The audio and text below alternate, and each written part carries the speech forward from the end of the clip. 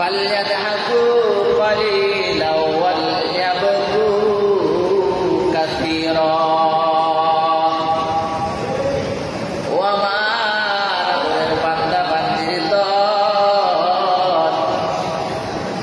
যেহেতু আমি আল্লাহর কাছে সব থেকে বেশি প্রিয় বান্দা বান্দির দল, আমি আল্লাহর কাছে তোমাদের একটা জিনিস সব থেকে বেশি পছন্দ।